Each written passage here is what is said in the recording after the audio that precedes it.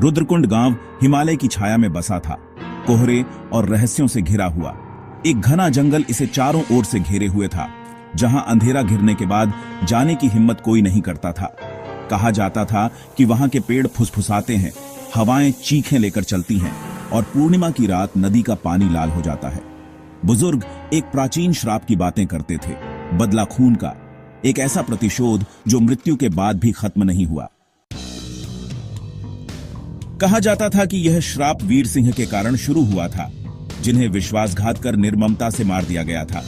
उनकी हत्या इतनी क्रूर थी कि उनका खून आज भी धरती के नीचे उबलता था, बदला लेने के लिए तैयार।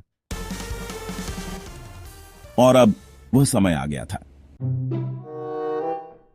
आरव मल्होत्रा, दिल्ली का एक पत्रकार, रुद्रकुंड गांव पहुंचा। वह गांव के बाहरी इलाके में स्थित एक प्राचीन हवेली से जुड़ी रहस्यमयी घटनाओं की जांच करने आया था। यही वह हवेली थी जहां सदियों पहले वीर सिंह को बेरहमी से मारा गया था।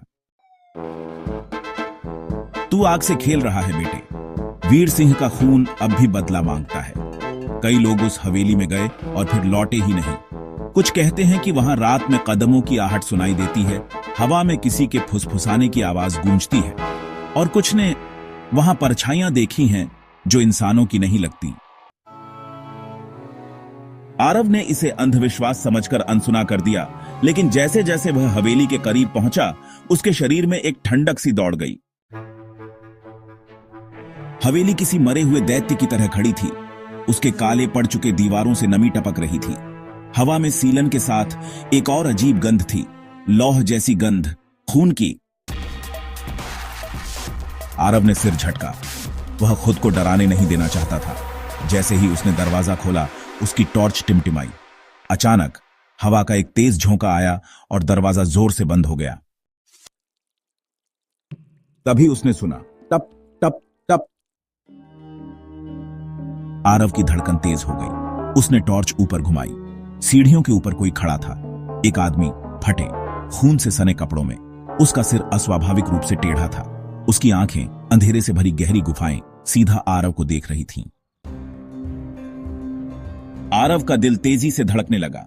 उसकी सांसें अटक गईं। तू मेरे घर आया है, अब तू यहां से नहीं जा पाएगा। आरव ने दरवाजे की ओर दौड़ लगाई, लेकिन वह हिल भी नहीं रहा था। उसने जोर से धक्का मारा, दरवाजा नहीं खुला। तभी एक जलन भरी पीड़ा उसकी पीठ में दौड़ गई, जैसे किसी के नाखून उसकी खाल चीर रहे हों। वह चीखते हुए जमीन पर गिर पड़ा।